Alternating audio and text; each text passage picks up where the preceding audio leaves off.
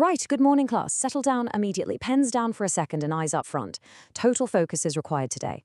In this explainer lecture, we're tackling what is undoubtedly a high-stakes 16-mark constitutional law question that frequently dominates your university exams. Question 5, the significance of the 73rd and 74th constitutional amendments. I expect you to prepare your answer scripts exactly as I dictate today.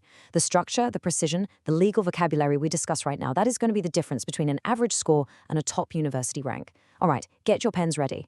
Here is your 6-point synopsis. Point 1, Introduction. Point 2, 73rd Amendment, Panchayati Raj. Point 3, 74th Amendment, Urban Municipalities. Point 4, Significance of the Amendments. Point 5, Landmark Case Laws Analysis. And Point 6, Final Conclusion and Review. Writing this exact structural blueprint at the very top of your paper guarantees maximum marks from the evaluator. It shows absolute clarity of thought. Write down your first major subheading. Section 1, Introduction. Article 40, the Constitution of India originally provided for local self-government only as a directive principle. Note this verbatim. Now, listen closely to the explanation. Originally, the framers of our Constitution did not give a mandatory enforceable status to local governments. I want you to heavily emphasize the phrase directive principle in your paper. Being placed in Part 4 of the Constitution, under Article 40, it was merely a directive, a suggestion to the state to organize village panchayats. It was not legally binding. States could completely ignore it, and frankly, many of them did. 73rd Amendment, 1992, Rural Local Bodies, the Panchayats, versus the 74th Amendment, 1992, Urban Local Bodies, the Municipalities. Write this exact comparison down. This 1992 pivot is precisely what gave constitutional status to strengthen our grassroots democracy. It took a mere constitutional suggestion and transformed it into an absolute, non-negotiable constitutional mandate, permanently embedding democratic power in both rural and urban India. Move down a line. Next mandatory subheading. Section 2, the 73rd Amendment, Panchayati Raj. Added Part 9, Articles 243 to 243-0. Introduced a 3-tier system, Gram Panchayat at the village level, Panchayat Samiti at the block level, and Zila Parishad at the district level. Gram Sabha as the foundation. I emphatically instruct you to clearly underline Part 9 and the 3-tier system in your exams. If you fail to mention Articles 243 to 243-0, you will lose crucial marks. Also, the Gram Sabha, which comprises all registered voters in the village, is the absolute bedrock of this entire system. Make sure that concept is distinct in your writing. Reservation for SC/ST and women at least 1/3. 5-year term for panchayats, State Election Commission for elections, State Finance Commission for financial distribution, 11th schedule, 29 subjects. Take this down exactly. Now let me elaborate comprehensively on why this matters. These provisions ensure total institutional independence. By creating a fixed 5-year term and a dedicated state election commission, state governments can no longer arbitrarily dissolve panchayats. Furthermore, you must explicitly remind the evaluator of the 11th schedule and its exactly 29 subjects, which include critical areas like agriculture, health, and education. Citing this proves to the evaluator that you know exactly what powers were decentralized. All right, begin the next crucial subheading for urban local bodies. Section 3, 74th Amendment, Municipalities. Added Part IXA, Articles 243P to 243ZG. Types of municipalities: Nagar Panchayat, Municipal Council, and Municipal Corporation. I strictly demand that Part IXA is written accurately on your paper without any errors. Do not confuse it with Part IX. Let me explain these 3 urban distinctions. A Nagar Panchayat is for transitional areas, places moving from rural to urban. A municipal council is for smaller urban areas. And a municipal corporation is reserved for larger urban areas, like Bangalore or Mumbai. Your KSLU examiner will be looking for these exact classifications. Reservation for SC, ST, and women, 5-year tenure, State Election Commission, 12th schedule, 18 subjects, including urban planning, sanitation, etc., provision for metropolitan and district planning committees. You must deliberately contrast this 12th schedule's 18 subjects with the previous 11th schedule's 29 subjects. Show the examiner that rural bodies have 29 functional items, while urban bodies have 18.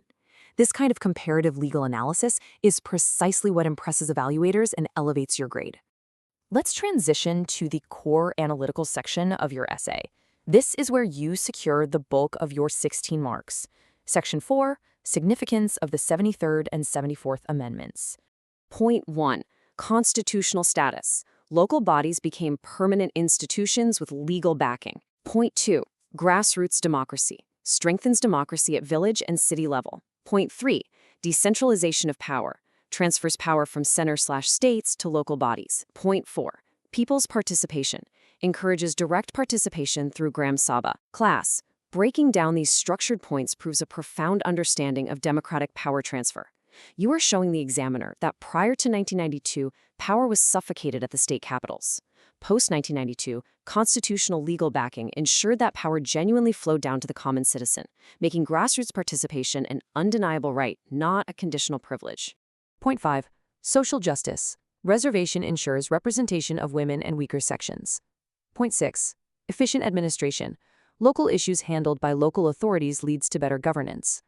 Point 7. Financial empowerment. State Finance Commission ensures resource distribution. Point 8. Planned development. Local bodies play a role in planning and development activities. You must detail explicitly in your answers how financial empowerment via the State Finance Commission, coupled directly with social justice through mandatory reservations, creates actionable, inclusive governance. Completing this mandatory 8-point checklist leaves absolutely no room for the evaluator to deduct your marks. I demand total silence and absolute focus from the classroom right now. Section 5, Landmark Case Laws Analysis. Case laws are what separate the average, struggling answers from top-tier gold medal exam scripts. Kishan Singh Tomar v. Municipal Corporation of Ahmedabad. Note the citation. I am giving you a strict exam command right now. When you write this case on your answer sheet, you must draw a physical box around it. It must leap off the page and immediately capture the evaluator's attention. Relevance. Local body elections. The Supreme Court held that elections to local bodies must be conducted regularly and on time, thereby strengthening the role of state election commissions. Now let's do a deep dive. What is the background here? Historically, state governments were notoriously and arbitrarily delaying municipal elections, often extending their own administrative control over local bodies for years. It was a mockery of democracy. The Supreme Court stepped in. The ratio decidendi, the final unshakable verdict, was crystal clear. The constitutional mandate under Part 9A requires elections to be completed before the expiration of the 5-year duration. No excuses. The absolute relevance of this case is that it elevated the State Election Commission's powers, virtually equating them to the Election Commission of India under Article 324. It legally prevents states from delaying local polls just for political convenience. Explain exactly why this matters in your paper. Second case. Panumati v. State of Uttar Pradesh. Let me remind you, citing a second landmark case law like this is exactly what secures that highest bracket of marks. It shows an immense, impressive breadth of knowledge. Box this one too. Relevance. Functioning of panchayats. The court upheld provisions relating to a no-confidence motion against panchayat heads. It recognized that panchayats are democratic institutions subject to accountability. Let's dissect the ratio decidendi here. In this case, the provisions allowing a no-confidence motion against a panchayat chairperson were aggressively challenged. The argument? That it creates chronic instability at the local level. However, the Supreme Court upheld the statute. And the relevance? The court explicitly ruled that panchayats are not just mere administrative agencies doing the state's bidding, they are vital grassroots democratic institutions. And the foundational bedrock of any democracy is accountability. A no-confidence motion is the ultimate tool for constitutional accountability. Finally, guide your essay to a perfect, authoritative wrap-up. Section 6, Final Conclusion and Review. The 73rd and 74th Amendments are milestones in Indian democracy. Write that exact quote. Starting your conclusion with strong, definitive legal language like this leaves a lasting positive impression.